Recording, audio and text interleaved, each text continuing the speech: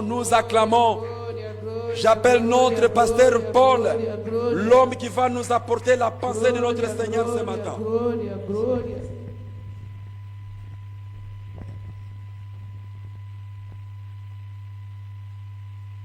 Merci l'Éternel notre Dieu pour ce moment merveilleux, Père. Car Seigneur, je crois à la prière de ton serviteur qu'il vient de faire dans ces lieux pour la prédication, Père Céleste. Laisse que le Saint-Esprit soit en action, que ta présence soit avec nous. Parle-nous ta volonté ce matin, Père. Nous neutralisons toutes les pensées des ennemis dans le nom tout-puissant de Jésus-Christ.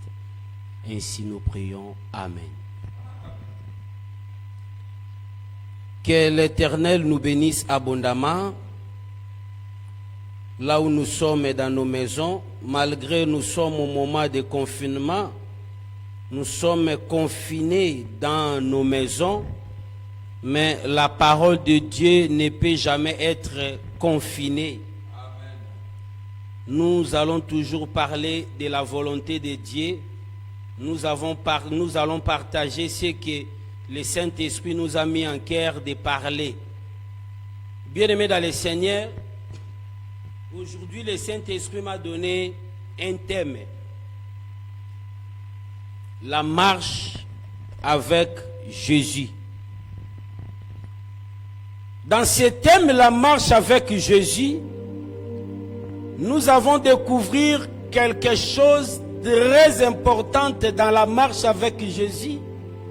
Et dans la marche avec Jésus, on doit toucher deux éléments très importants qui se ressemblent mais qui ne sont pas de même signification. Que l'Éternel te bénisse là où tu es dans la maison pour suivre ce moment merveilleux.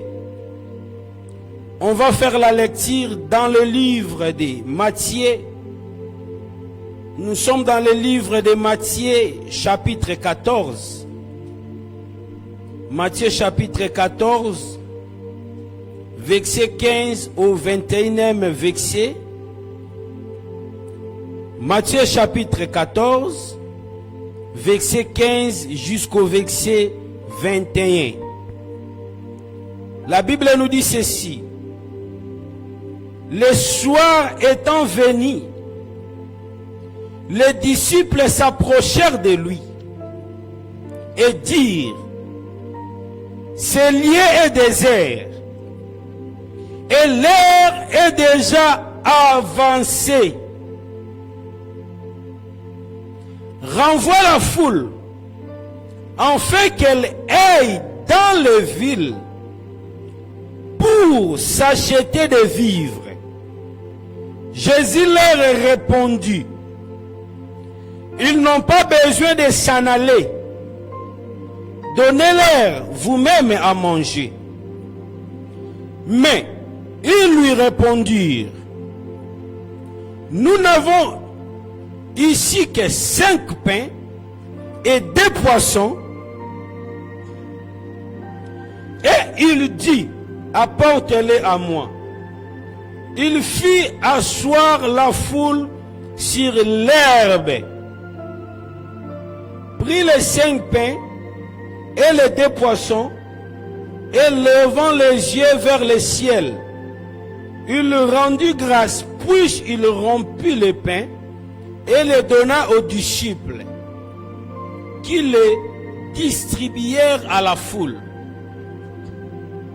Tous mangèrent et rassasiés, et l'on emportant 12 paniers pleins de morceaux qui restaient. Ceux qui avaient mangé étaient environ 5000 hommes, sans les femmes et les enfants. Parole du Seigneur. Bien-aimés dans le Seigneur, c'est l'histoire de la multiplication que Jésus a fait.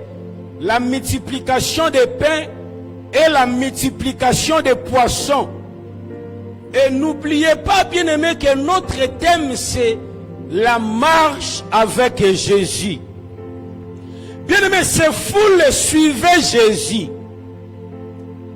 Parce que ces foules suivaient Jésus par rapport à ce que Jésus faisait. Jésus a guéri plusieurs des malades. Jésus a délivré plusieurs personnes. Jésus a fait plusieurs des miracles. Et toutes les personnes que Jésus les guérissait, ils avaient l'habitude de suivre Jésus. Bien-aimés, écoutez très important, écoutez ici. Il y a des choses très importantes que je veux toucher dans ce contexte. Ce contexte, c'est un contexte très riche. C'est une portion de l'écriture que j'aime beaucoup. Il y a beaucoup de choses à découvrir dans cette portion de l'écriture. La Bible nous dit que les foules suivaient Jésus. C'est que la foule, elle faisait la marche ensemble avec Jésus par rapport à ce que Jésus faisait dans leur vie.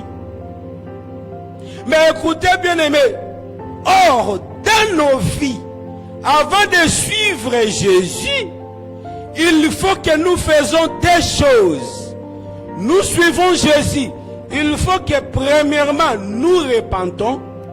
Et à part la repentance, il faut aussi que nous conversions. La conversion. Bien aimé, la repentance et la conversion, c'est deux choses différentes. Ce ne sont pas la même chose, mais ce sont deux choses différentes. La repentance, ce n'est pas la conversion. Et la conversion aussi, ce n'est pas la repentance. Or, pour faire marche avec Jésus, pour suivre le Seigneur Jésus, le premier élément que nous devons faire, il faut se repentir. Et après la repentance, tu dois passer dans la conversion. Bien-aimé, tu ne peux jamais suivre Jésus sans ces deux choses. Pour suivre Jésus, ces deux choses, il faut qu'il accompagne ta vie. La repentance et la conversion. Bien-aimé, écoute-moi, je veux te dire une chose. Dans l'église, il y a plusieurs personnes qui se repentent. Mais ce genre de personnes, ils ne se convertissent pas.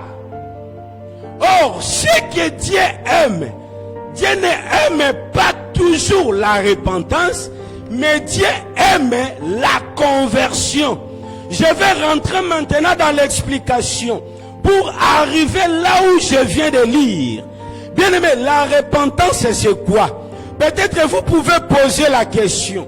Il y a plusieurs personnes qui ne savent pas différencier la repentance et la conversion. Il y a des gens qui se limitent que dans la repentance. Bien aimé dans le Seigneur, si tu te limites dans la repentance, tu n'y entreras jamais dans le royaume des cieux. Là je souligne, je ne mets point.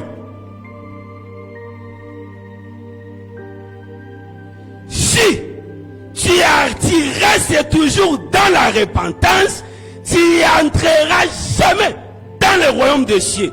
Là je mets point et je souligne. Pour rentrer dans le royaume des cieux, il faut la conversion. Parce que ce n'est pas la même chose. La repentance, cela veut dire quoi? La repentance, bien aimé, cela veut dire effet de reconnaître tes erreurs.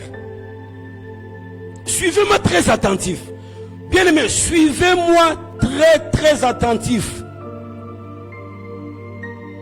La repentance, ce n'est pas la conversion. La repentance, c'est le fait de connaître tes erreurs. C'est ça qu'on appelle repentance. Il y a plusieurs personnes qui pensent que la repentance, c'est la conversion. Hier, j'ai parlé avec une sœur. Hier, j'étais au téléphone avec la sœur Charlène. Je la disais que la repentance et la conversion, c'est deux choses différentes. La repentance, cela veut dire quoi? Effet de reconnaître tes erreurs. Effet de reconnaître tes péchés. et fait de reconnaître tes fautes. C'est ça qu'on appelle la repentance. Je me suis repenti. Cela veut dire, j'ai reconnu mes erreurs.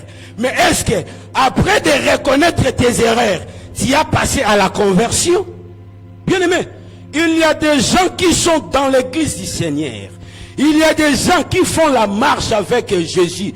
Il y a des gens qui se repentirent. Mais il y a des gens qui se convertissent pas.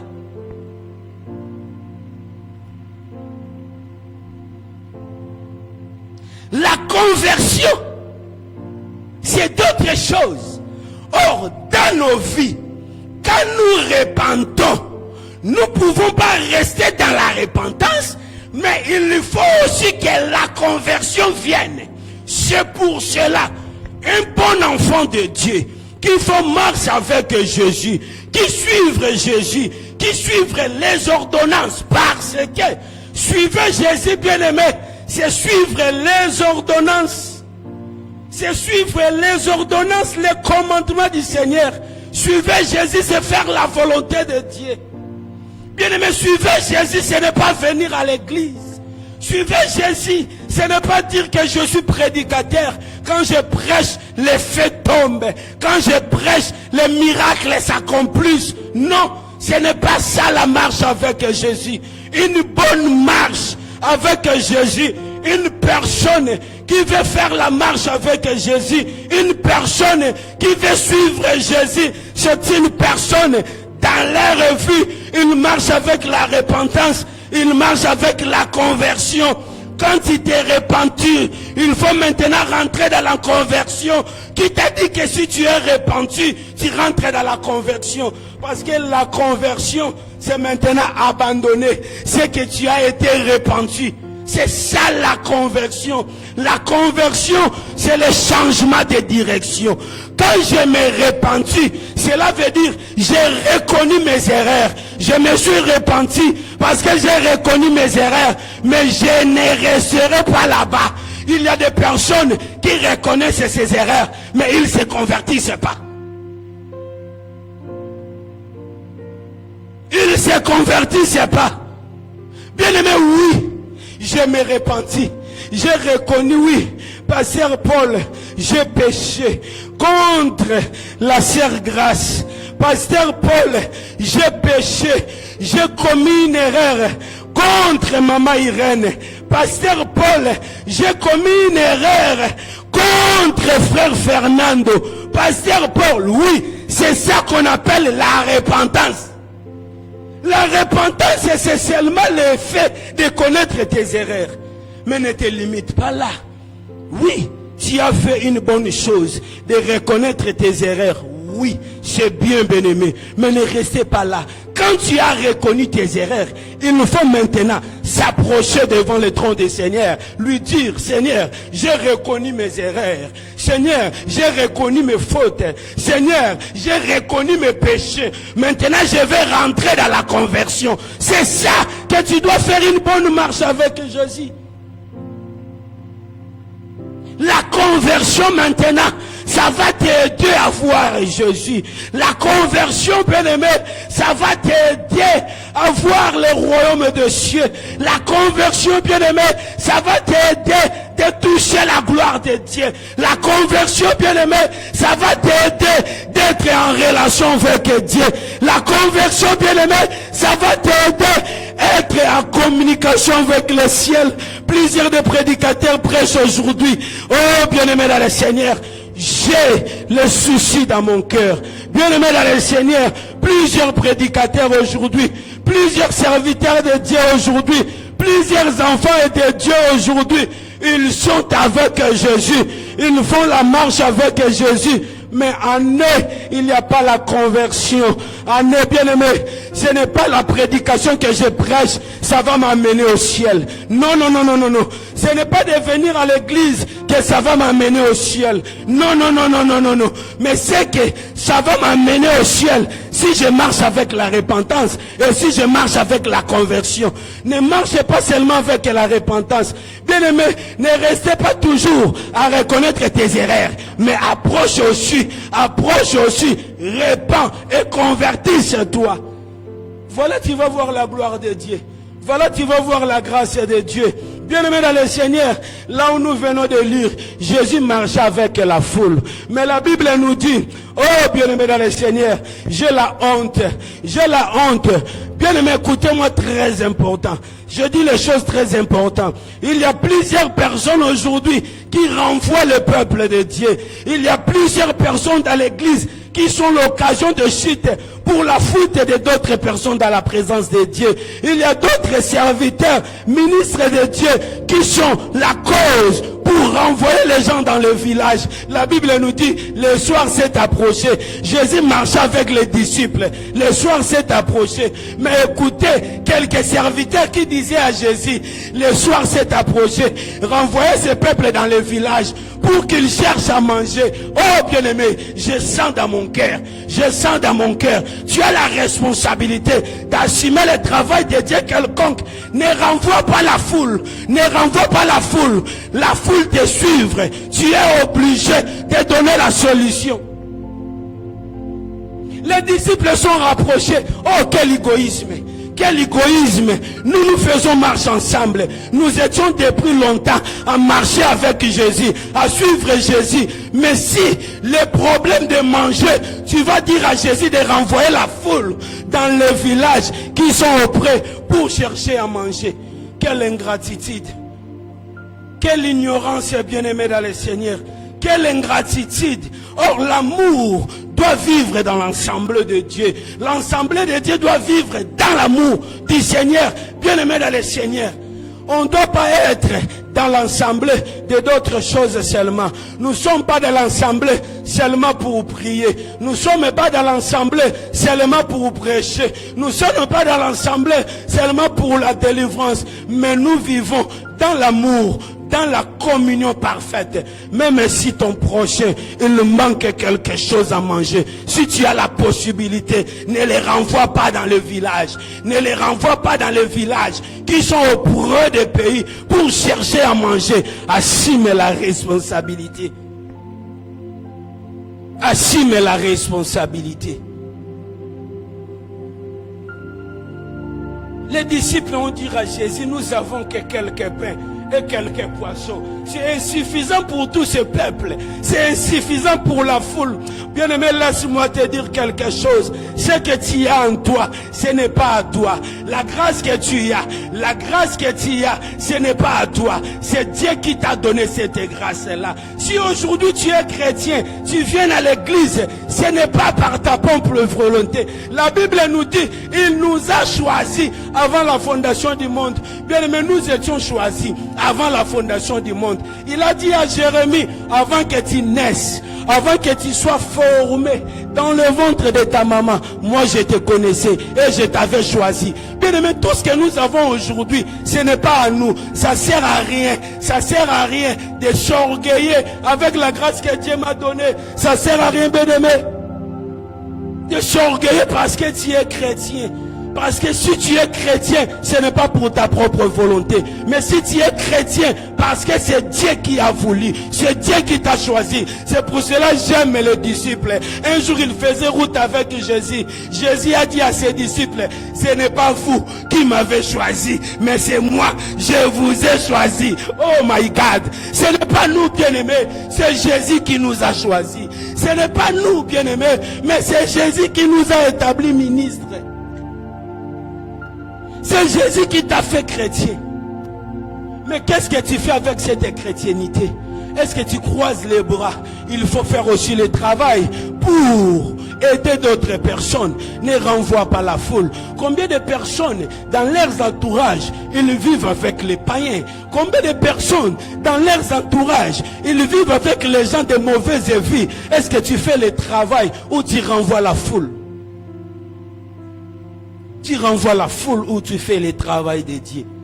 Jésus a dit, fais asseoir ces peuples dans l'herbe. Oh bien-aimé, j'aime ces choses. J'aime ces choses. Écoutez-moi bien-aimé. Or la foule qu'il faisait marche avec Jésus, il y avait plusieurs catégories de la foule. Il y avait plusieurs catégories de gens qui faisaient marche avec Jésus. Même la Bible nous révèle dans le livre de Matthieu chapitre 13. Vous allez lire à la maison, écrivez seulement si vous écrivez. Matthieu chapitre 13 en commençant par les premiers versets.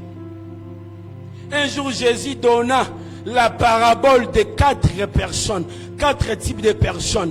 Un semeur est sorti de sa maison pour aller semer. La Bible nous dit, une petite semence est tombée au long du chemin. C'est ça, les races des personnes qui sont dans l'église. Ce sont les gens qui sont dans l'église. Ce sont les races des gens qui font marche avec Jésus. Bien-aimés, font marche avec Jésus. Ce n'est pas dire que tu vas voir le royaume de Dieu. Parce que font marche avec Jésus, cela veut dire venir à l'église. Quand tu viens à l'église, tu fais marche avec Jésus. Mais ça, cela ne dit pas que tu verras le royaume de Dieu. Parce que tous les 4 personnes que Jésus donna la parabole ici, ce sont les gens qui étaient dans l'assemblée de Dieu, qui suivaient Jésus. C'était la foule qui suivait Jésus. Mais écoutez, Jésus a commencé à donner la parabole aux foules, mais Jésus a donné l'explication dans son assemblée. Écoutez-moi bien aimé, le monde ne nous comprenons jamais. L'église de Dieu aujourd'hui est combattue. Les serviteurs de Dieu aujourd'hui, nous sommes injuriés, nous sommes combattus. Il y a des gens aujourd'hui qui ne respectent pas les serviteurs de Dieu. Nous sommes inutiles, nous sommes des papiers. Il y a des gens qui ne comprennent pas la grâce et le travail que l'église fait sur la terre. Bien aimé, je vous dis une chose très importante. L'église est en train de faire un travail remarquable sur la terre. Même si plusieurs des gens ne voyaient pas ça. Mais moi je te dis et je t'assure, l'église du Seigneur, il fait un travail remarquable. Parce qu'il y a plusieurs personnes qui étaient des voleurs. Aujourd'hui ils se convertissent. Ils sont des serviteurs de Dieu. Il y a plusieurs prostituées. Aujourd'hui ils sont dans le travail de Dieu. Il avait plusieurs brigands. Mais aujourd'hui, ils sont dans le travail de Dieu. Cela veut dire que l'église fait un travail remarquable. Même si le monde ne comprenait pas. Mais je vous dis, l'église, moi je vous dis que l'église fait un travail remarquable dans les terres. Même si plusieurs des gens ne nous comprenons pas. Mais je vous dis la vérité. Parce que plusieurs des gens aujourd'hui, bien aimé, écoutez-moi très important. Écoutez-moi bien aimé. Il y a plusieurs pays qui s'opposent contre l'église du Seigneur. Il y a plusieurs personnes, bien aimé, qui s'opposent contre les ministres de Dieu. Mais ce n'est pas un problème. Parce que la Bible nous dit, dans la foule, Jésus parla en parabole. Mais l'explication c'était au temple. C'est pour cela la foule, ce sont les gens qui sont en dehors des temples. La foule, ce sont les mondes d'aujourd'hui. Nous sommes intercalés. Bien aimé, nous sommes empêchés de faire le culte. Nous sommes empêchés de se réunir. Il y a même des pays qui frappent les chrétiens. Il y a même des pays qui interdisent les chrétiennités. Parce qu'ils ne comprennent pas, parce qu'ils sont des foules. Mais nous avons la grâce. C'est pour cela, apôtre Paul nous explique dans le livre de 1 Corinthiens, chapitre 1er, le verset 18. Apôtre Paul il dit que la prédication de la croix, c'est une folie pour celles qui ne comprennent pas. Mais pour nous, bien aimés, c'est une grâce. Aujourd'hui, il y a des gens qui ne comprennent pas la prédication de la croix. C'est une folie pour eux. Aujourd'hui, nous, les serviteurs de Dieu, il y a des gens qui nous catégorisent dans leur façon. Aujourd'hui, il y a des gens qui nous appellent des barbares. Il y a des gens qui nous appellent, je ne sais pas les noms que les gens nous donnent, mais moi je veux te dire, l'église est en train de faire leur travail sur la terre. Les hommes de Dieu sont en train de faire leur travail sur la terre. Écoutez, il y a des gens aujourd'hui qui suivent Jésus, mais ils sont élevés. Écoutez, Jésus a répondu à ses disciples, amenez-moi peu de poissons que vous avez, amenez-moi peu de pain que vous avez. Et avant que ce peuple mange, il faut que ce peuple s'assoie dans l'herbe. Oh, l'herbe c'est le pâturage, l'herbe c'est le repas, l'herbe c'est le repas du Seigneur. C'est pour cela, dans le livre d'Ézéchiel chapitre 34, le verset 31, Jésus nous a dit, vous êtes mes bergers, oh, fais asseoir-les par le pâturage. Or, nous sommes les brebis. Nous sommes les brebis du Seigneur. Or, le pâturage, c'est le repas pour les enfants de Dieu. Or, la foule qui suivait Jésus, ils ne pouvaient pas manger sans avoir s'assis dans l'herbe. Oh, bien-aimé, écoutez la révélation. Bien-aimé, tu veux avoir la grâce de Dieu, mais tu es debout. Pourquoi? Tu veux avoir la grâce de Dieu, mais tu es debout. Tu veux avoir la délivrance de Dieu, mais tu es debout. Tu veux avoir la main de Dieu, mais tu es debout. Or, quand tu es debout, tu verras jamais la gloire de Dieu. Quand tu es debout, tu verras jamais la délivrance de Dieu. Pour avoir la grâce de Dieu, il faut s'asseoir. Jésus a dit aux disciples, asseyez les gens, la foule, si vous voulez manger, il faut s'asseoir dans l'herbe. Or, l'herbe, c'est la parole de Dieu. Quand nous voulons avoir la grâce de Dieu, quand nous voulons avoir la délivrance de Dieu, quand nous voulons avoir la main de Dieu, il faut que nous soyons assis dans l'herbe qui est la parole de Dieu. Qui est le pâture pour Jésus? Qui est le pâture pour Jésus? Assis-toi dans l'herbe. Tu veux suivre Jésus, ne restez pas debout. Or, les gens qui sont debout, vous savez, dans nos assemblées, il y a des gens qui sont debout. Dans nos assemblées, il y a des gens qui sont debout. Debout, c'est là pas ne dire, il y a quelqu'un qui peut me demander, oh, pasteur Paul, mais quand nous venons à l'église, nous restons assises, pasteur. Comment tu nous dis qu'il y a des gens qui restent debout dans l'assemblée de Dieu? Bien, mais c'est une révélation. Rester debout, cela veut dire quoi? Des gens qui viennent à l'église, qui se répandent, mais ils ne se convertissent pas. Or, toutes les personnes qui se convertissent pas, ce sont des gens qui sont debout dans l'église. Or, si tu es debout, tu verras jamais, tu mangeras jamais le poisson. Si tu es debout, tu mangeras jamais le pain. Pour manger le pain, pour manger le poisson, il faut s'asseoir. C'est qu'il faut s'asseoir dans la parole de Dieu, bien-aimé dans le Seigneur. Car la Bible nous dit que notre Seigneur est la vie. Notre Seigneur est le chemin. Et notre Seigneur est la vérité. Or, la vérité, c'est la conversion. Bien aimé, je vais m'arrêter ici à cause du temps.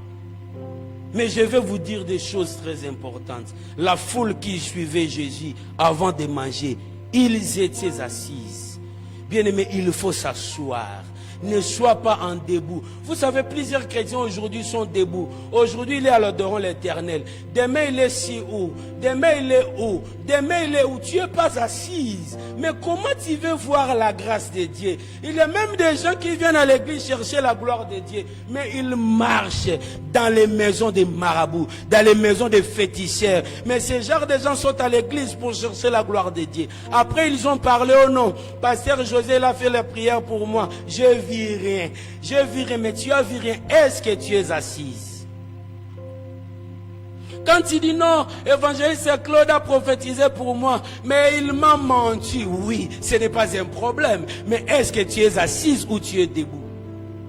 Pour avoir la grâce de Dieu, il faut s'assiser. Jésus a dit à ses disciples, fais asseoir les gens. Bien-aimé, je veux que tu t'assoies. Ce midi, bien-aimé, je veux que tu t'assoies. Ce midi, je veux que tu reconnaisses la conversion. Ne reste pas dans la repentance.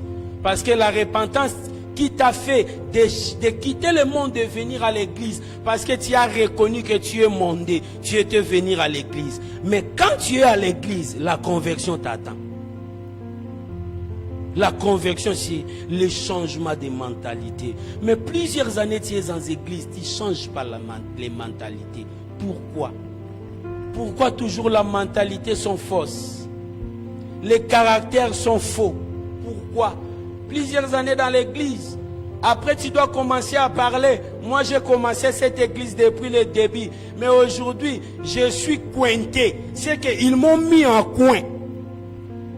Plusieurs personnes qui viennent, qui prennent les places, qui prennent ma place. Bien aimé, ce n'est pas ça le problème. Le problème, c'est d'être converti. Le problème, c'est la conversion, bien aimé. Le problème, c'est la conversion. Cet midi, bien aimé, je veux que tu te convertes. Converte-toi, bien aimé.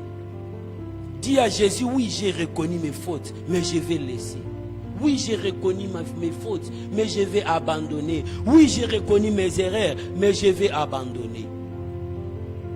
Bien-aimé, je veux qu'on fasse la prière.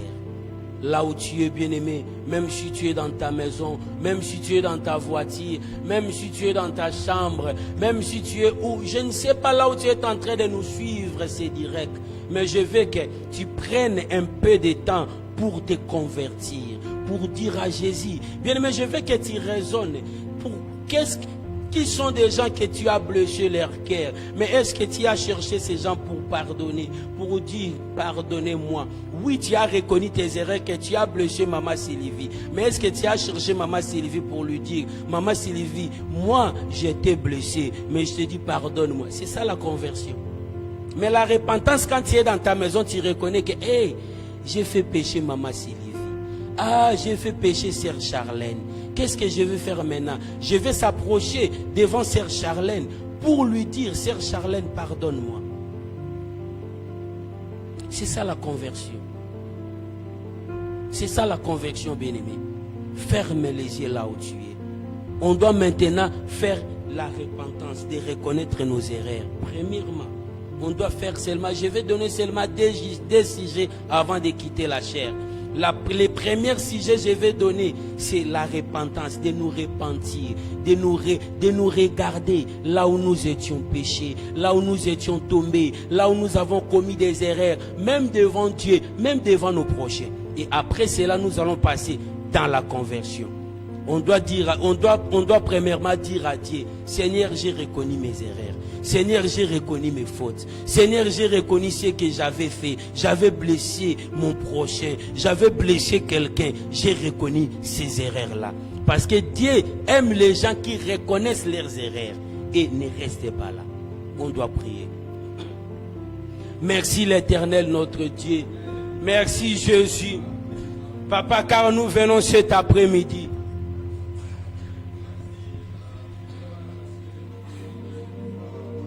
Car nous venons, Seigneur Jésus, cet après-midi. Seigneur, car nous reconnaissons nos erreurs. Car nous reconnaissons nos erreurs, l'Éternel, notre Dieu. Nous venons en toi.